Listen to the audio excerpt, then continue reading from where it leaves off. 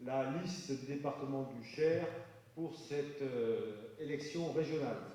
Nous sommes un panel de la société civile et nous sommes là pour défendre les intérêts de nos concitoyens du Cher, au-delà des partis traditionnels. Hier, en fin de journée, c'est dans un décor hautement tricolore et ultra sécurisé que Jean-René Couey, secrétaire départemental du Front National pour le Cher, présentait les candidats en lice aux élections régionales prochaines. Avant d'accueillir la grande prêtresse du parti frontiste Marine Le Pen pour son unique venue en région Centre-Val de Loire, c'est à la tête de liste régionale Philippe Loiseau à qui revenait la charge de chauffer une salle remplie d'environ 800 personnes. Bourges, capitale de l'ancienne province du Berry, magnifique terre de légende, dans laquelle, nous l'espérons tous, le Front National écrira aussi les 6 et 13 décembre prochains une nouvelle belle page de son histoire dans notre marche vers le pouvoir.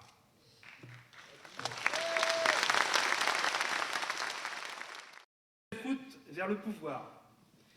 Les élections régionales sont en effet une étape importante. Elles sont les dernières échéances électorales avant 2017 qui viendront. Nous y travaillons tous, confirmer bien sûr les résultats en forte progression enregistrés par le Front National à tous les scrutins depuis 2010. Toi, Marine, et plus largement les dirigeants du FN-RDM ne manquent jamais de rappeler que les succès de demain se construisent aujourd'hui.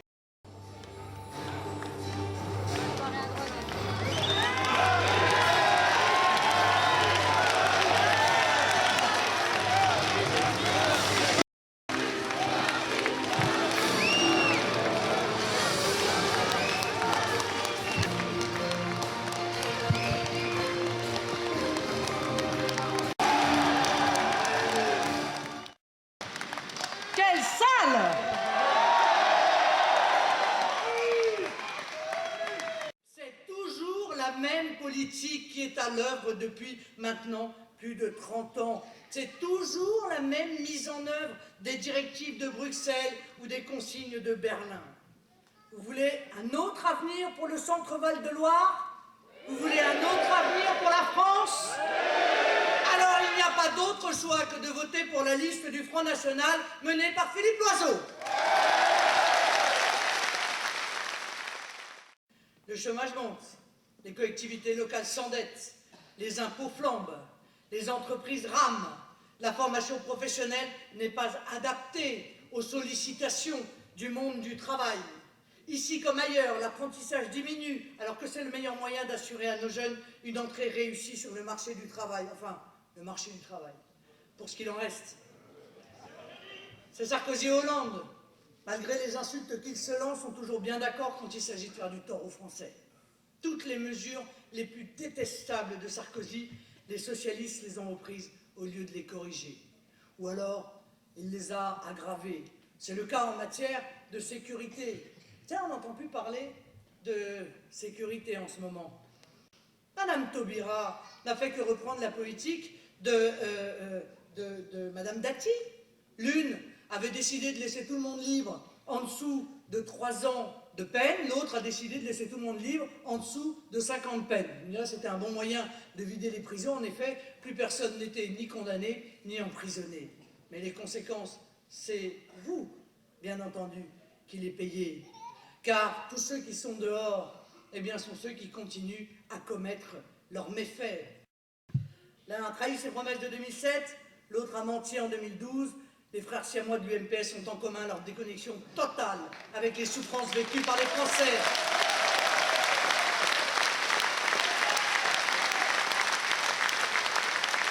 Ils ont en commun leur désintérêt ahurissant et leur mépris, en fait, du peuple. Ce peuple qu'ils ne comprennent pas, qu'ils n'écoutent pas, et qu'ils insultent d'ailleurs copieusement, jetant la fonction présidentielle dans le caniveau. Rappelez-vous du tristement célèbre « Casse-toi, pauvre con » de Nicolas Sarkozy, ou des 100 dents de François Hollande. Leur verbe est à l'image de leur politique. C'est une insulte permanente. Et cette politique, parlons-en. C'est ce qui nous explique d'ailleurs. Il dit c'est pas bien grave si la natalité baisse. Eh bien, on n'a qu'à avoir recours à l'immigration, comme si l'on pouvait comme ça interchanger des hommes comme s'ils étaient au passage des objets sans aucune analyse sur leur culture, sur leur appartenance au peuple français. Voilà, moi quelqu'un n'est pas là, c'est pas grave, on le remplace par quelqu'un d'autre. Ça n'est pas justice que de s'attaquer aux plus faibles d'entre nous, c'est une honte. Il a fallu une forte mobilisation du Front National. Ça aussi, vous ne le lirez pas dans la presse, je vous rassure. Et pourtant, c'est le Front National qui a lancé une pétition sur son site contre la suppression de cette demi-part. C'est nous qui avons fait des tracts pour attirer l'attention de la population sur ce sujet et pour obtenir un retour en arrière. Et encore, c'est un retour en arrière précaire. 9 milliards d'euros jetés comme ça dans la poche de l'Union européenne chaque année. 20 milliards au bas mot de fraude sociale. Notre modèle de société. Un modèle théorisé par les technocrates fous de l'Union européenne.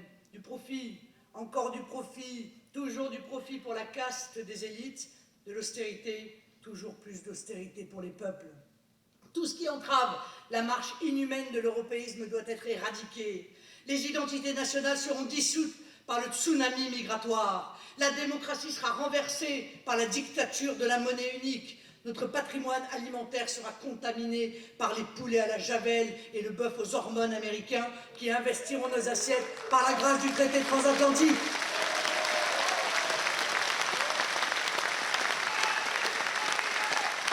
Nos langues nationales, progressivement remplacées par le globish des marchés financiers, ce cauchemar fomenté par Bruxelles, nos gouvernants l'ont accepté et validé à chacune de ces étapes. Pire encore, ils font aujourd'hui du zèle pour satisfaire aux exigences de leurs maîtres.